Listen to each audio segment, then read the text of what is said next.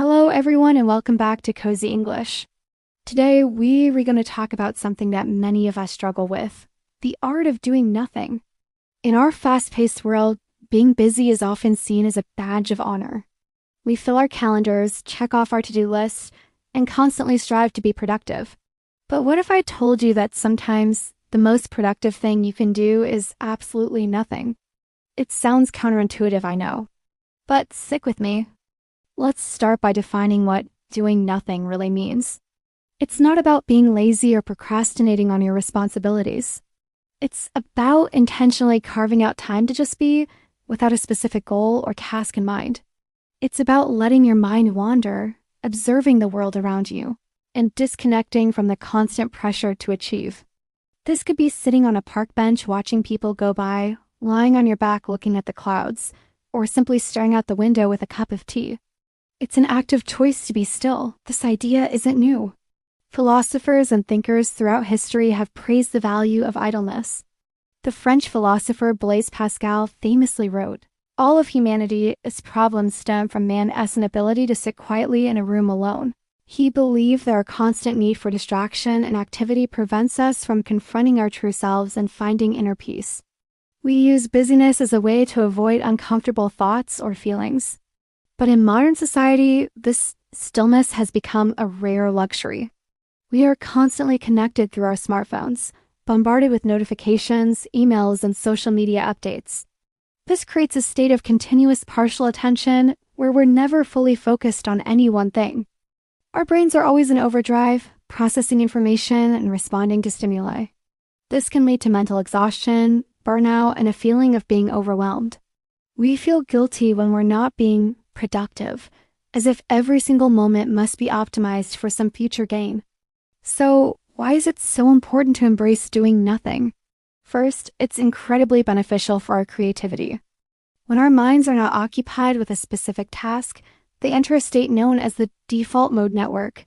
This is when your brain makes new connections between different ideas, leading to those aha moments or sudden bursts of inspiration. Think about it. How often do your best ideas come to you when you're in the shower, on a long walk, or just about to fall asleep?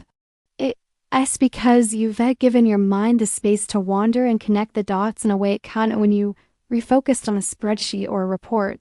Second, doing nothing is essential for our mental health. It allows our nervous system to relax and recover from stress. Constantly being on keeps our bodies in a state of high alert, releasing stress hormones like cortisol. Taking time to be still can lower blood pressure, reduce anxiety, and improve your mood. It's like hitting a reset button for your brain, giving it a chance to clear out the clutter and come back refreshed and more focused. It helps us become more mindful and present in our own lives, rather than just rushing through them. Third, it helps us gain perspective. When we're constantly caught up in the day-to-day hustle, it's easy to lose sight of the bigger picture. We can get stuck on minor problems or worries. Stepping back and doing nothing allows us to see our lives from a different angle. It gives us the mental space to reflect on what's truly important to us, what our values are, and whether our daily actions are aligned with our long-term goals. Sometimes the solution to a problem becomes clearer only when we stop actively trying to solve it. So, how can we incorporate more nothing into our busy lives? It might feel awkward or even impossible at first, but it's a skill that can be developed. Start small. Try scheduling just 10 or 15 minutes of nothing time into your day. Find a quiet spot where you won't be interrupted. Put your phone on silent and out of reach. You don't need to meditate or follow any specific technique. The only goal is to have no goal. You might sit by a window and just watch the world outside. Notice the color of the sky, the shape of the clouds, the way the leaves move in the wind. Or you could simply lie down on your floor and listen to the ambient sounds of your home. The hum of the refrigerator, the distant sound of traffic, the ticking of a clock. At first, your mind might race with thoughts, to-do lists, and worries. That's completely normal. Don't fight it. Just acknowledge the thoughts and let them pass by like clouds in the sky. The key is not to engage with them or judge yourself for having them. Another great way to practice doing nothing is to go for a walk without a destination. No music, no podcasts, no phone calls. Just walk and observe.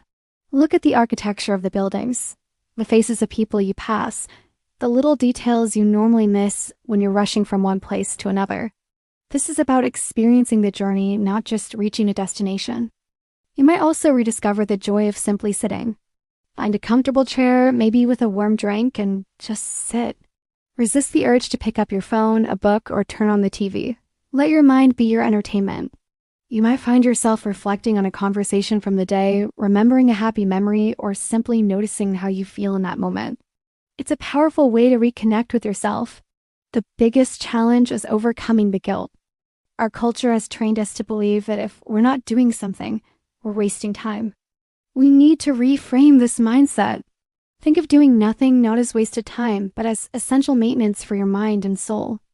Just as your body needs sleep to repair itself, your brain needs moments of stillness to process information and recharge.